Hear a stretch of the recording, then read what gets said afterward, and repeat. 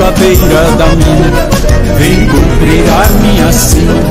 Nasci no amanhecer do dia, ouvindo o grito da gia e vendo o branco da garça. Mamãe amassando a massa, papai com seu sacrifício, e não vejo nada difícil que alguém fez e eu não faça. Quando eu era menino, não tive tempo de escola, nem tempo de jogar bola.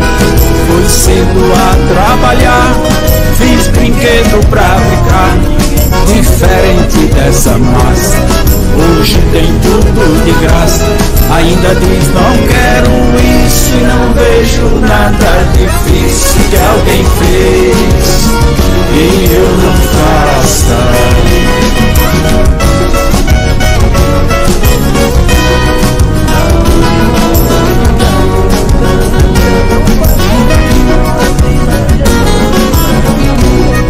Minha escola foi trabalho, aprendi a ler sozinho, caminhando entre espinhos, vendo serpente de perto, aprendi a fazer o certo, comigo ninguém passa, pois não gosto de trapaça, sou cumpridor do ofício, não vejo nada difícil que alguém fez e eu não faça.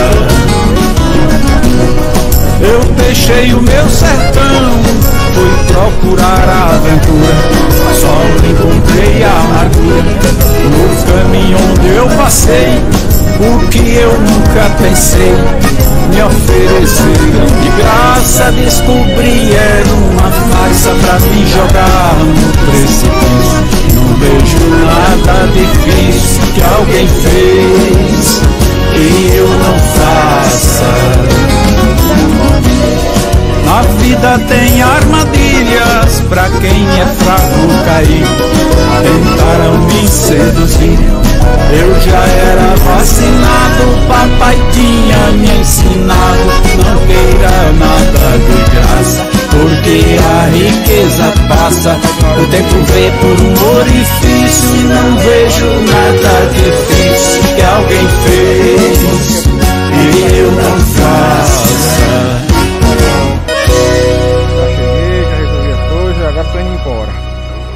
Deus abençoe a todos e até mais.